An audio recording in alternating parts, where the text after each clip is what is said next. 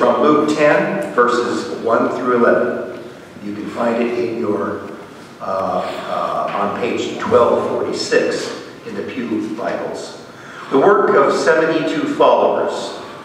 Later the Lord chose 72 other followers and sent them out 2 by 2 to every town and village where he was about to go. He said to them, "A large crop is in the fields, but there are only a few workers. Ask the Lord in charge of the harvest to send out workers to bring it in. Now go, but remember, I am sending you like lambs into a pack of wolves.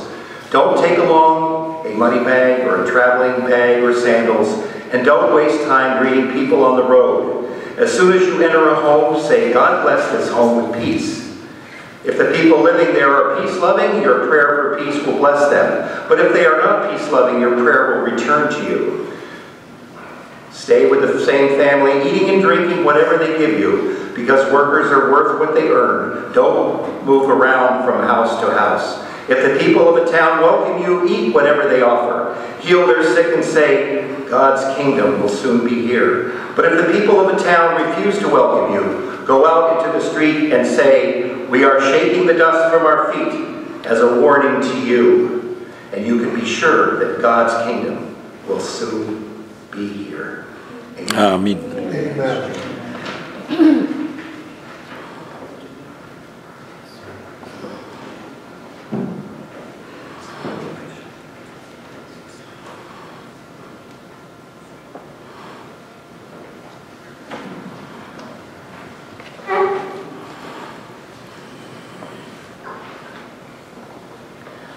When God created the earth, he made humans to be the stewards. And I think we've been kicking back for a long, long time, especially recently. And there's so much work to be done, and so few people to do it. Finding a volunteer is not the easiest thing in the world, is it?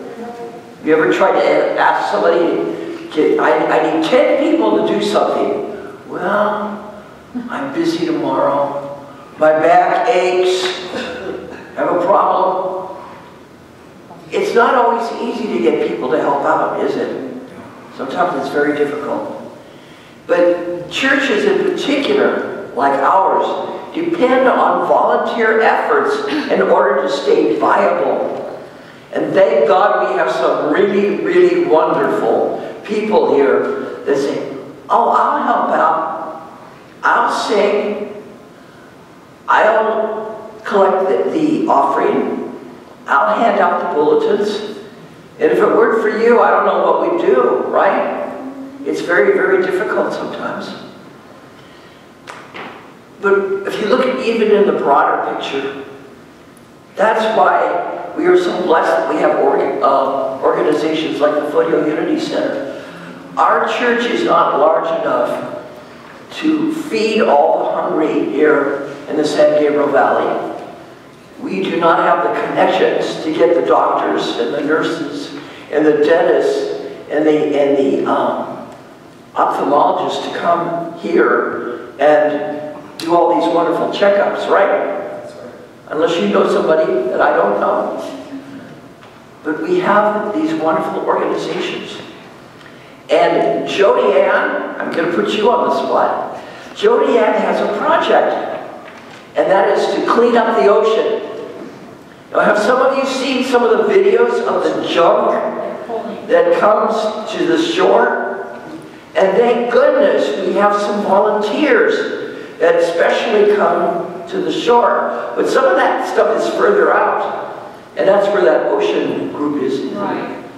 Oh my gosh. I saw a YouTube video the other day showing some young people from Hawaii just cleaning up the beach. I don't know. They needed more and more people to do it. It was just all this stuff that come ashore, all these plastic straws and plastic this and plastic that, and poor little birdies got it and, you know, they swallowed it, and it's just really, really sad. I mean, if we're going to be stewards, it means that we take care of.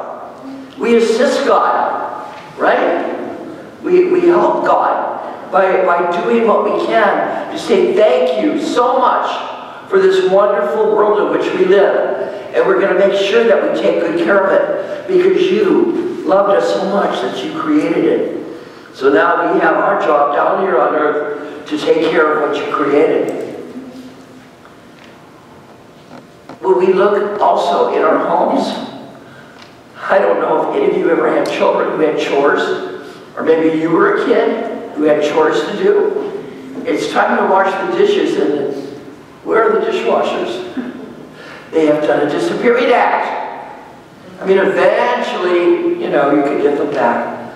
But in order to have a smooth running house, things have to be done, right?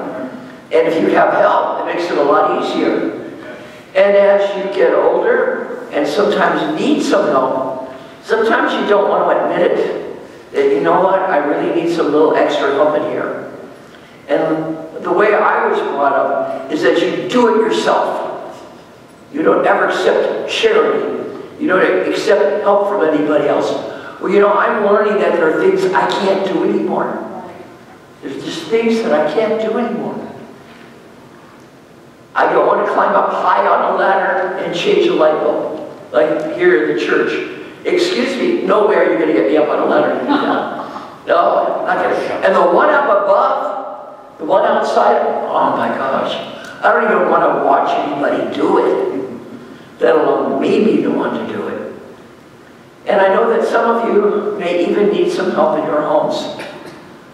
And you may have had a son or a daughter that said, Mom, Dad, I'll help. I want to get somebody in there to really help you. Oh no, I can do it myself. Nobody does it to my satisfaction. Allow it. Allow it. If somebody really wants to help out, we need to have a little humility. I think that's one thing that Jesus taught us. We need a little bit of humility to say, you know, maybe they won't do it to my standards, but I can't do it to my standards either. I remember when my mother was alive, and it was just before she moved out of her condo. She hadn't run a vacuum under the beds for probably 2 years. And she had carpeting, you know, wall-to-wall carpeting. Can you imagine the amount of dust that she'd be breathing in because she couldn't get down anymore and do that? It was really pretty sad. And sometimes we need to get to the point in our lives and say, you know what, I can use a little help. Or on the other hand, we could say ourselves to someone else, I see that you need a little help and I'd be glad to help you. Wouldn't that be nice? Yeah? That's what we can do. We can be both giving and receiving. And this is what it's all about. So when Jesus called these 72 people to go 2 by 2 and go to these towns ahead of him so that people would know about what he was doing and what he was saying, you know, he tried to get as much help as he could, but as he said, there's a lot of crops out there and too few workers. And I don't think that it has changed today. We just need to get out there and help each other and make a difference. And so I invite all of you to help and to be willing to receive help. And this is how we'll really create a much better world. Amen. Amen.